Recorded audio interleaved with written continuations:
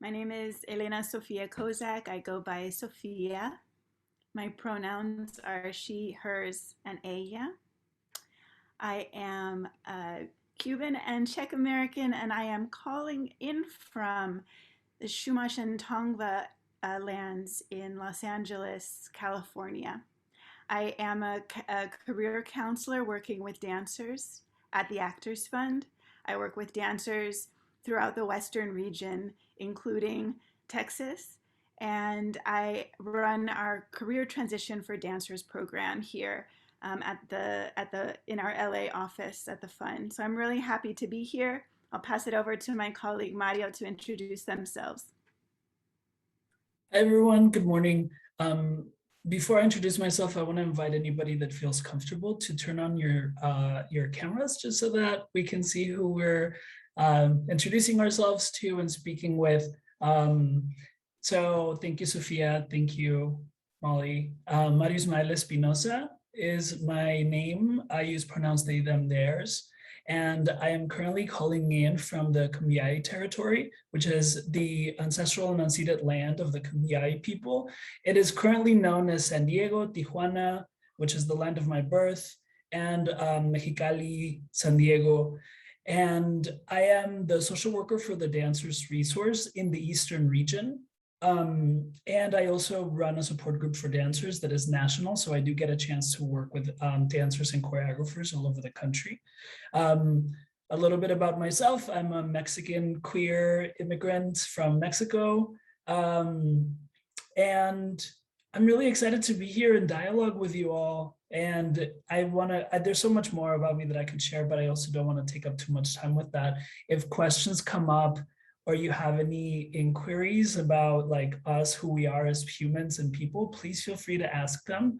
I will share one more thing that is important. I am a dancer of able body, and I went into social work 2 years ago. So I'm really excited to be able to show up as both social worker and artist.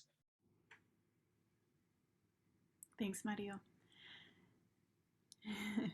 So just an overview of today's session. We will start with just a quick overview of some of the resources and services available to you all as dancers at the Actors Fund through our two programs, Dancers Resource and Career Transition for Dancers. And then we'll dive into this conversation we're looking forward to having with you about dancer wellness, what that looks like, what that means to you, and what it can look and feel like moving forward 2022 and beyond. So I will start by sharing my screen, and let me know if you all can see this. Thumbs up, thank you. And this also will be a short, brief overview. I will happily send some links and more information to Molly so that she can share it with all of you. So no need to be scribbling down notes. And please stop me if you have any questions throughout, or write it in the chat. I'll be pausing periodically too, just to check in and see how everyone is doing. So just a little background about the Actors Fund as a whole, because when I was a dancer, I didn't know Actors Fund was for me. The name can be a little deceiving, right? But back in the day, in the 1800s, when Actors Fund was founded, everyone on stage was considered or called an actor. Now, obviously, it means something very specific, but just know that Actors Fund has been and is there for you as a dancer, a performer. We really work with all kinds of performing arts and entertainment professionals throughout the country, including musicians, directors, writers, producers, everyone on stage and behind the wings, or on screen and below the line. We're really here to be a partner with you in helping you as an artist continue to create stability and career resiliency throughout your lifetime, now that you have been a performer. We have offices in New York, LA, and Chicago, but no matter where you are, you can reach out to us, especially now everything, all of that we have to offer is virtual. So it's really just a click of a button or popping into a Zoom meeting to receive support. We're going to be talking about just four um, specific ways we support dancers. We're going to be talking about educational scholarships for dancers wanting to pursue going back to school or getting retrained. We'll be talking about our career support services. We'll be talking about Marius program, Dancers Resource, and how we support your holistic health and wellness, including those that have been or are injured. And we'll wrap up with just a touching base on our emergency financial assistance grant program. I'd like to just mention this because sometimes people hear, oh, career transition for dancers. That's not for me. That's just for those that are or have retired. And in truth, the majority of the dancers we see are in the midst of their career, or they're dancing in some other way, and as I was just mentioning to someone earlier today, once a dancer, always a dancer. Even when we're not dancing, it never goes away. So really, and we're in truth always in transition. So I just want folks to know that no matter where you are in your career, no matter what age or stage, you can receive services from us right where you are.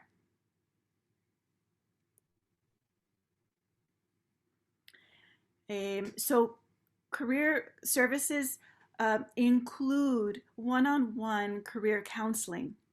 You can reach out to me or another of our career counselors on staff and speak with somebody one-on-one about your next steps, what you're going through. We're not here to give advice. You truly believe that we have all the inner resources within us, but it's about having a sounding board and not having to go through it alone, and talking with someone that understands the arts and a life in the arts, and also has career resources to offer. I'll tell you the three main reasons dancers come to me for career counseling is: one, they're continuing to dance and they're seeking some additional streams of income, or maybe wanting to develop a new skill or profession in addition to. There definitely are dancers that are considering transition, finding a new career, and we talk about that together, what that could look like. And sometimes it comes with the need or interest in getting retrained, pursuing their education, getting a certification, or going back to school in some other field. So those are three main ways you can utilize our career counseling resource. This and everything we offer here is no cost. So it's free to you as a client. And coupled with our workshops, here are just a few listed, but they're really just a wealth of career-related workshops through our calendar that you can pop in on almost any day of the week. How to write a resume, a non-dance resume, for example, or budgeting nuts and bolts. How do I manage my income or my budget as a performer when money is coming in and out, or maybe it's not coming in right now? All of these things are designed with the performing artist in mind. I'm just going to pause there for a moment. Are there any questions about career services or what we provide with the counseling or workshops?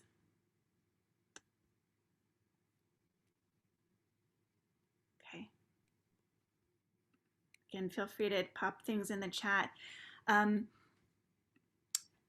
Also, we have a dancer-to-dancer network through Ctfd that is connecting you virtually with other dancers.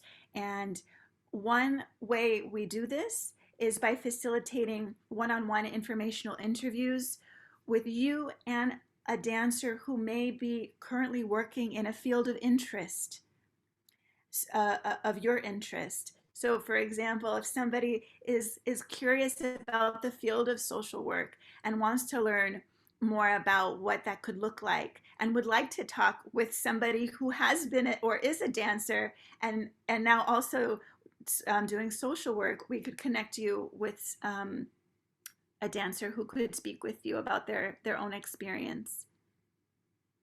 We also have career panels throughout the year. We just had one on dancers who are now working in education, and in November we'll be focusing on arts leadership professions. So all of this is really just designed to help you connect to other dancers and really learn from each other as peers.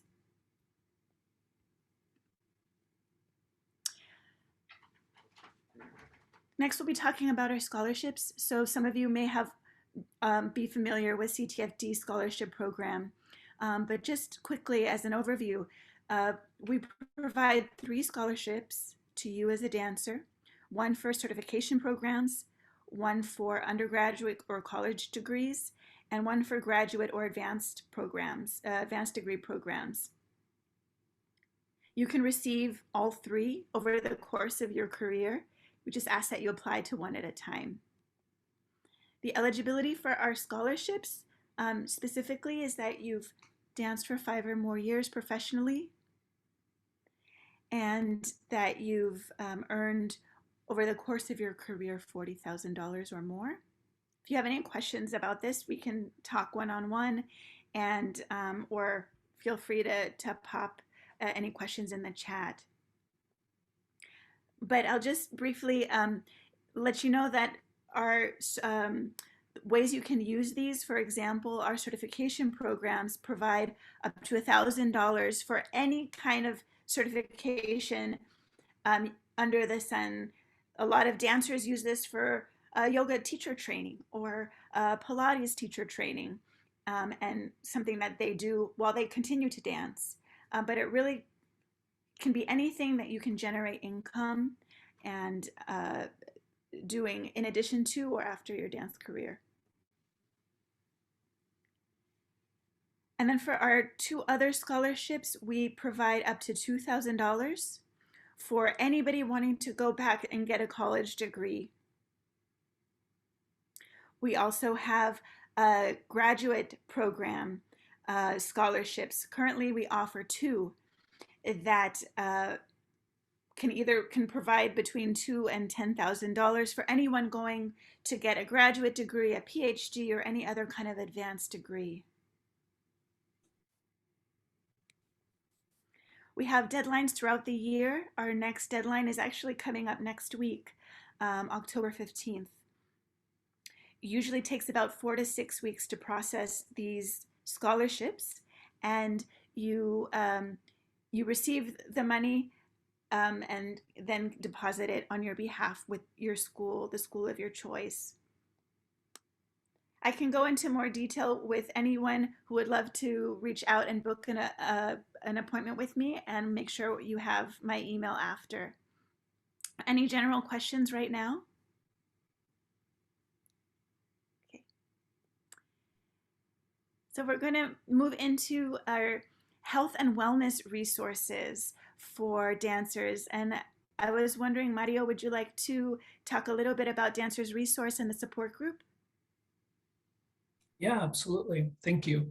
So yeah, the work that I do with artists, including dancers and choreographers and everybody that is in the performing arts, is direct services, right? And those direct services are, like Sophia mentioned, really geared towards supporting the artist in a couple of different ways. And I like to think about it almost like building a scaffolding, right? Oftentimes we'll have dance artists come and say, you know, I had a really severe injury and I can't pay for my medical bills.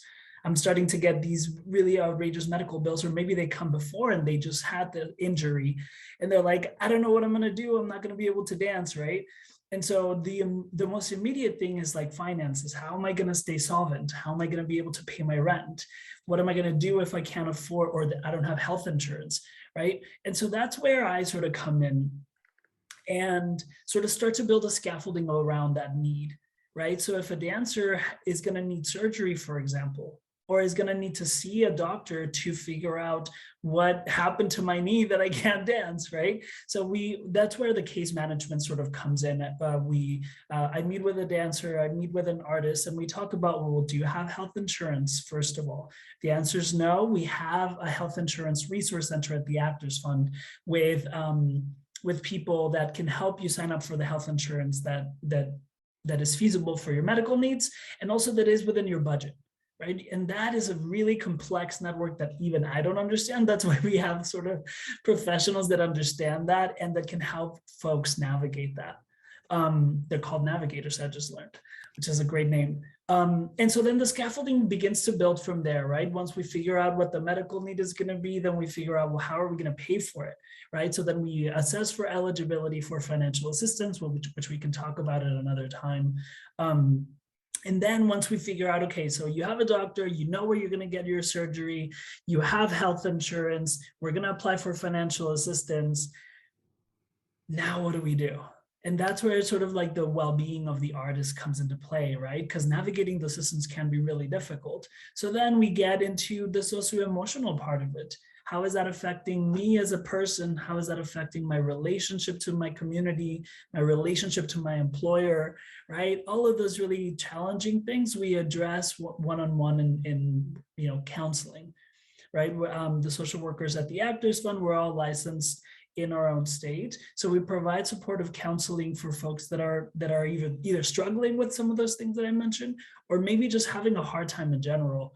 Like we have COVID, we have social uprisings that are still, causing a lot of distress for a lot of us. And that's the type of thing that I'm there to do, that the team is there to do, because it's not just me. It's really a team of social workers, it's a team of professionals that are here to support. And so, yeah, the social services are, like I said, I imagine it as a scaffolding, because giving a dancer $1,000 is not going to change everything.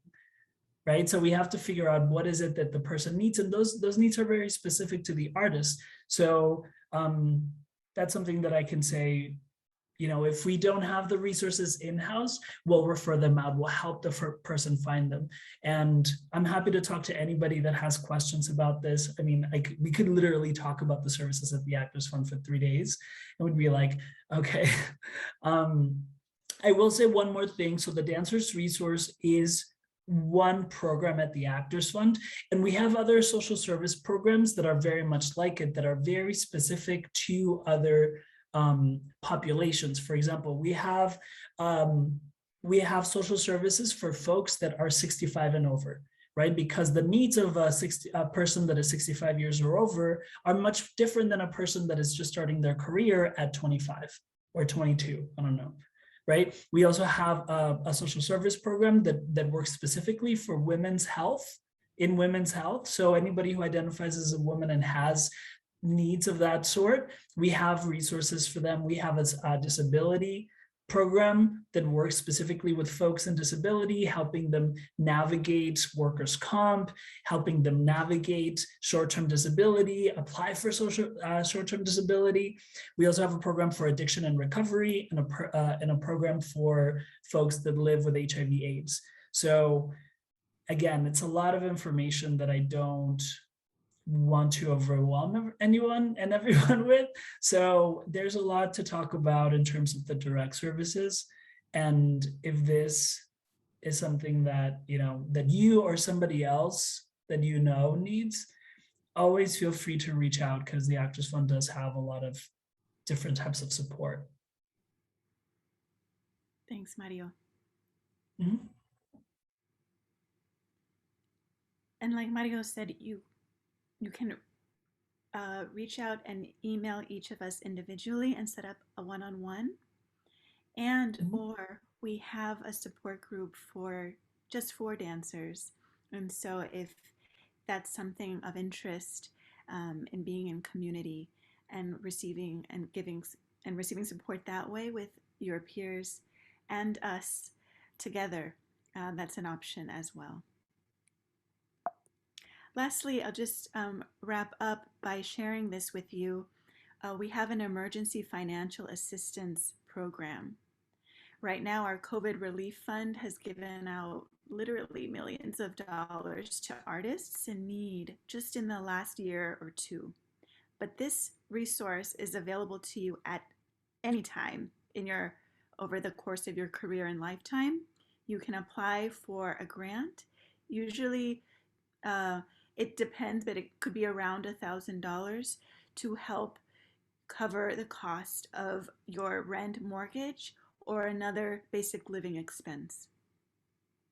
For dancers specifically, the eligibility for this is that you've either earned $2,000 a year in the last 3 years as a dancer, or $5,000 a year in any 5 out of 7 years.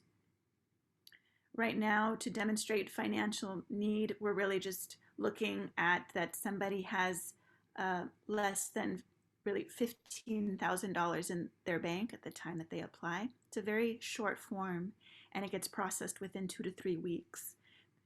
So if this could be of assistance to you either now or in the future, please know this is available to you. And this is meant to be somewhat of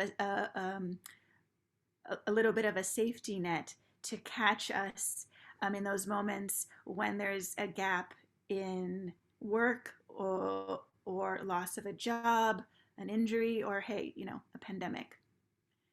And like Mario said, it doesn't solve all the problems, but at least it offers a little support in a time of potential crisis or need. So this wraps up the. Thank you for. I'm sorry, I didn't realize my volume was low. Thank you for that. I hope this is better. Does that help?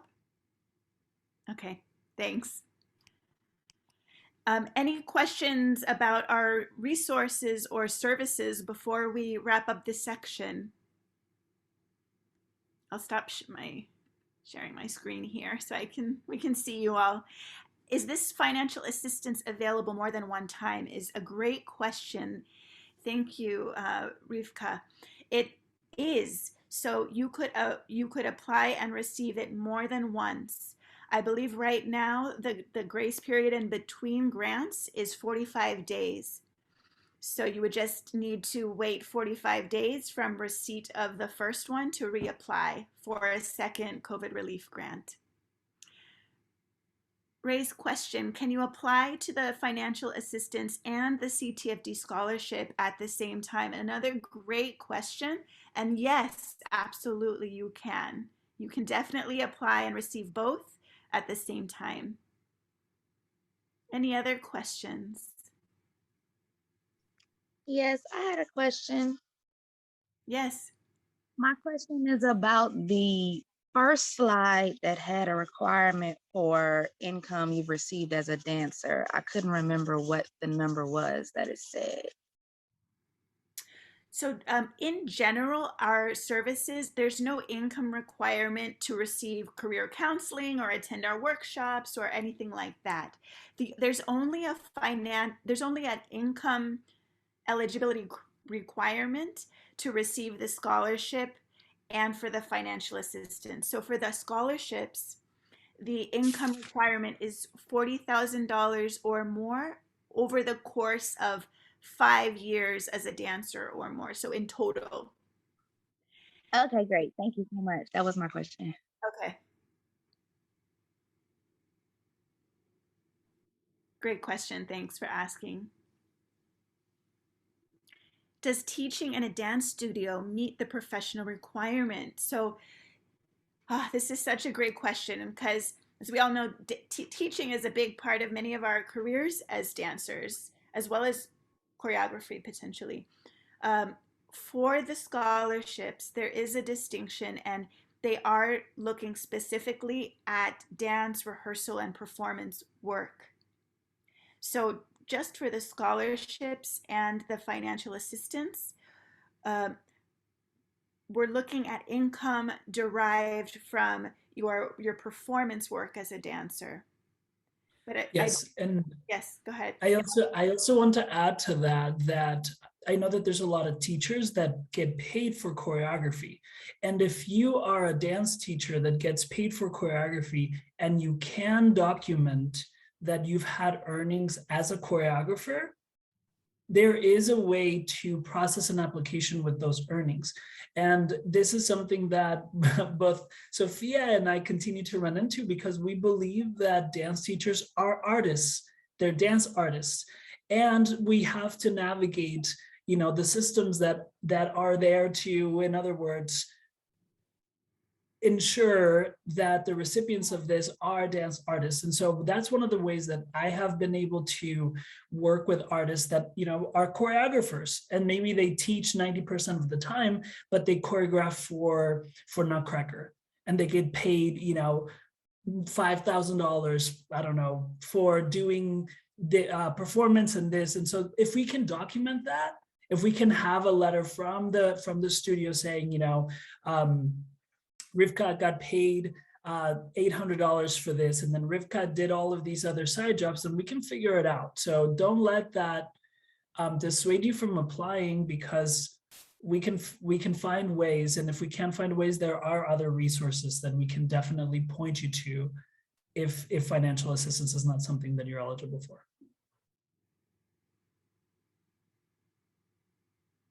Sorry for interrupting you, Sophia. I had to jump in because this is something I continue to push the limits as much as I can. Oh, no, I'm so glad you added that. We're, tag teaming here for sure. Any other questions for Mario or I on the services provided at the fund? I have one last question. If you are already receiving financial aid as a grad student, is that something that typically they will say, like, well, you're already getting help? So do they look, at those types of things? And that, I feel like that's the only thing that's dissuading me from wanting to apply. In relation to the scholarships, are you asking? No, it does not have any bearing. And look, we know school is expensive, especially in the States. So, there is not like, it's not, there's no financial threshold that we're looking for to provide you with support as a dancer. And these scholarships, yes, they're competitive, but we also try to help as many dancers as we can. So I highly encourage you, if you are eligible, go for it. You have a really good chance.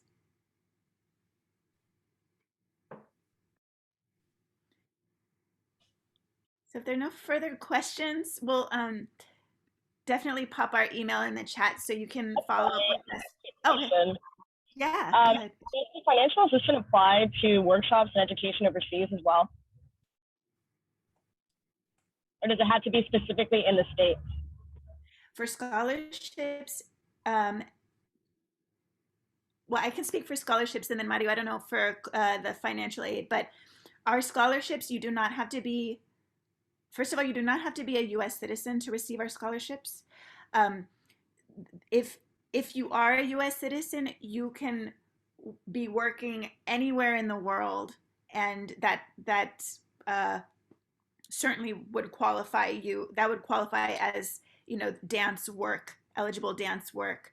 The only caveat is that if one is not a US citizen at the time that one applies, we would ask just to see that you have 5 or more years of dance work within the States. That's the only difference. But for both, it could include work outside for sure. How about for the financial aid, Mario? Do you know? For financial assistance, we usually have, I have had folks living outside of the United States, and unfortunately, we can't provide a financial assistance for people outside of the United States at the moment, because up until now, up until COVID, the financial assistance was paid directly to what we call to the vendor, right? So like if a dancer was applying for assistance to pay rent, we wouldn't give the dancer the funds, we would pay the rent directly to that person. Or if a dancer had we needed to help pay their gas and electric bill, then we would pay directly to the gas and electric bill provider. Things have changed and shifted since COVID. We are giving the money directly to the artist, and the funds that have usually and normally gone directly to the artist living in the United States at the time that they apply. So I don't know if that answers your question. What I heard in the question was that if the funds could be utilized for programs outside of the US. So like if you're applying for like a dance program outside the US, could those funds from Ctfd be utilized for that? I'm sorry. I misunderstood. Yes, they absolutely can. Yes, you could apply for a program outside of the States, yes.